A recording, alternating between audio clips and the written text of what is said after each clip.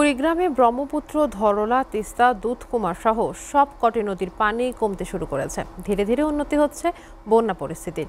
পানি কমার সাথে সাথে নদ নদী অববাহিকায় দেখা দিয়েছে ভাঙন। ভিটেমাটি হারিয়ে অসহায় জীবনযাপন করতে হচ্ছে অসংখ্য পরিবারকে।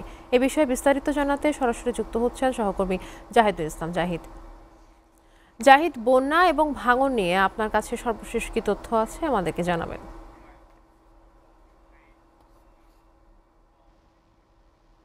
নওশীন, আপনি জানেন যে কুড়িগ্রাম একটি নদী বিধৌত জেলা। এই জেলায় 16টি জেলার উপর দিয়ে 16টি নদ নদী প্রবাহিত হয়েছে এবং বড় 4টি নদী রয়েছে: ব্রহ্মপুত্র, ধরলা, তিস্তা, দুধকুমার সহ গঙ্গাধর সহ বেশ কয়েকটি বড় নদী রয়েছে।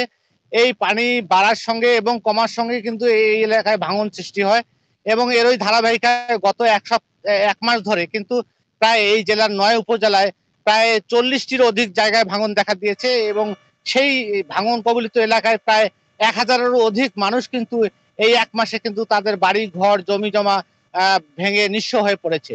এই বন্যার সময়, চলমান বন্যায় এই মানুষগুলোর বাড়ি ভেঙে যাওয়ার ফলে তারা কিন্তু অন্য কোথাও গিয়ে এখনই বাড়ি ঘর উঠাতে পারছে না, কারণ অনেকের জমি নেই। কি কোথায় যাবে, কিভাবে থাকবে, এটা নিয়েই তারা কিন্তু মানবেতর জীবন যাপন করছে এবং খোলা আকাশের নিচে এই ভাঙা ঘর বাড়ি নিয়েই কিন্তু তারা মানবেতর জীবন যাপন করছে। আপনি দেখতেই পাচ্ছেন যে আমি যে এই যাত্রাপুরে অবস্থান করছি এই মুহূর্তে। এখানে প্রায় আমার হাতের বাইরে যে প্রায় এক সপ্তাহ ধরে প্রায় আধা কিলোমিটার ভেঙে এসেছে। এই আধা কিলোমিটার মধ্যে প্রায় 15 থেকে 20টি বাড়ি কিন্তু এই গত এক সপ্তাহের মধ্যেই ভেঙে গেছে এবং আমি যে জায়গাটা দাঁড়িয়ে আছি সেখানে কিন্তু মসজিদ সহ অনেক এই যে পাকা ঘর মানুষ ভেঙে গাছপালা কেটে নিয়ে কিন্তু চলে যাচ্ছে অন্যত্র। এখানে যে অবস্থাটি তৈরি হয়েছে, এই মানুষগুলো কিন্তু খোলা আকাশের নিচে বসবাস করছে এবং তারা এখন পর্যন্ত জেলা প্রশাসন থেকে বা কোথাও থেকে কোনো ধরনের সাহায্য সহযোগিতা পায়নি। আমি জেলা প্রশাসনের কথা বলেছিলাম।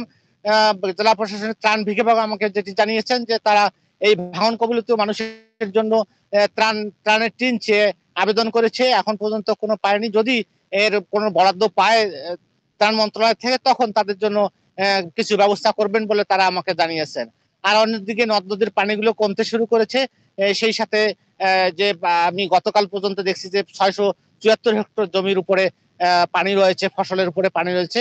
এই পানিগুলো যদি দ্রুত কমে যায় তাহলে কিন্তু মানুষের কিছুটা লাঘব হবে তাদের ফসল নিয়ে।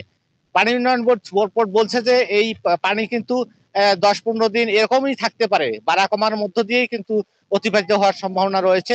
তবে এর চেয়ে খারাপ অবস্থা হবে না বলে তেমনটি আমাকে জানিয়েছেন। এই ছিল আমার কাছে সর্বশেষ বন্যা এবং ভাঙন নিয়ে সর্বশেষ তথ্য।